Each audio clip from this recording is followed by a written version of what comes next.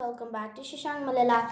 So today I'm gonna be showing you digestion in mouth. Let's learn about the process of digestion that takes place in the different organs of digestion system. Digestion in mouth. The process of digestion begins in the mouth. The food is taken into the body through the mouth where the teeth, the tongue, and the salivary glands work together. The teeth help to chew the food that we eat, thus breaking it into smaller pieces. Tongue.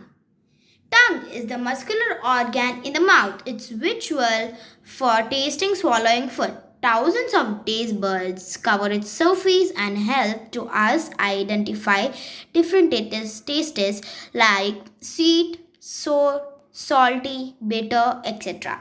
The salivary glands present in the mouth secrete saliva, which watery liquid that keeps the mouth wet, moistens the food and mixes it into the form of paste. You might have observed that the bread or rice after chewing for some time the time it begins to taste like sweet. This is because the saliva changes the starch present in the bread or rice into sugar. Let's find out this. If we stretch the digestive system, it would be 29 feet long. Fact quest, the salivary glands produce almost 0.5 to 1.5 liters of saliva every day. Now we came to a different topic. Digestion in stomach. Digestion in stomach. The swallowed food passes from the food pipe into a muscular bag-like organ called the stomach. In the stomach, the food is churned with the help of muscles and it turns into a fine paste. It's mixed in the hydrochloric acid, a digestive juice produced by the wall of stomach. The digestive juice kills the germs entered in the stomach along with the food that we eat. It takes 6 to 4 hours for the food to be digested in the stomach. So this is an example of the bag-like organ in which is called a stomach.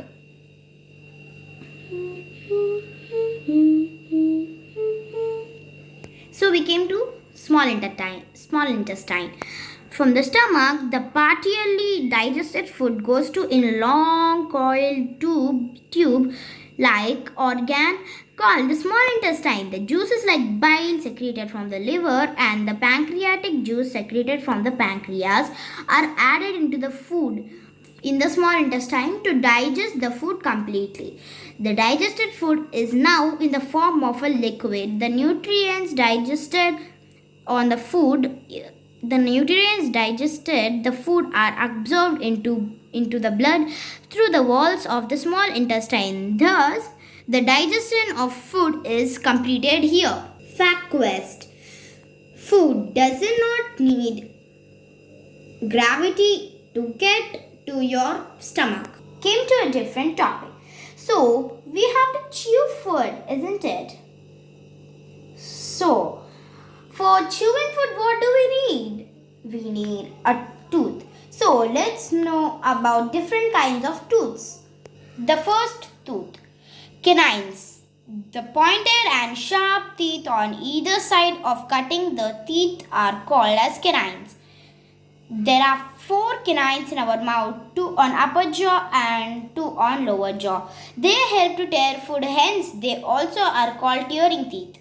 This is the example of canines. The canine spelling is CANINE.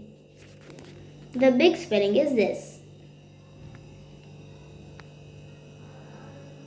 Premolars.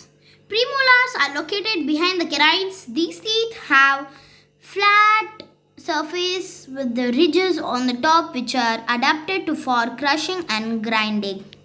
The food into smaller portions, thus they are also called as crushing teeth. We have 8 premolars, 2 on each side of jaws. So this is an example of premolar. Molars. The molars are the largest and the strongest teeth. They have a large and flat biting surface which are well adapted for grinding the food. Humans have 12 molars, 6 in each jaw. 4 of these are wisdom teeth.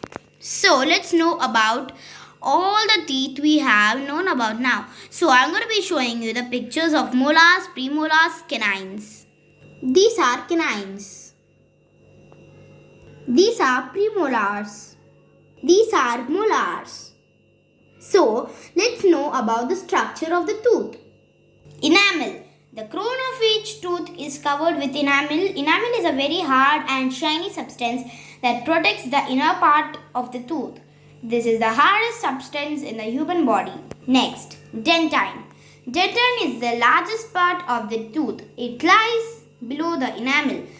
It is not hard as the enamel and it is protective layer. It supports the crown of the tooth. Pulp. Pulp is the innermost part of tooth and it lies below the dentine. It's soft and has nerves and blood vessels. The pulp goes all the way down in the root of the tooth which is under the gum. Cementum. Cementum is a bone-like substance which makes up the root. The tooth fixes each tooth firmly to the jawbone. Gums. Gums are pink color soft tissues surrounding the teeth and covering the jawbone. The healthy tooth is held firmly between the soft pink gums. The teeth and the gums have blood vessels and nerves. Structure of the tooth. This is called as enamel. This is called as dentine. This is called as gums. This pink color layer. And this is called as pulp. This dark peach layer. This is called as bone. This is yellow, light yellowish color. This is like cheese color, isn't it? Also, this is called as bone also. And these white types are there, and this red color behind all these Y's are called as nerves and blood vessels which are present over here. So let's know about find out. Does enamel grow? We will find out. Wow, we got another find out. Which is the longer part of the tooth? The part of a tooth that is visible on the root. Subscribe to Shashank Malayala and wait for another semesters and science concepts. Also, we have many things to make for you. You can subscribe my channel, like and share if you like that. Bye bye.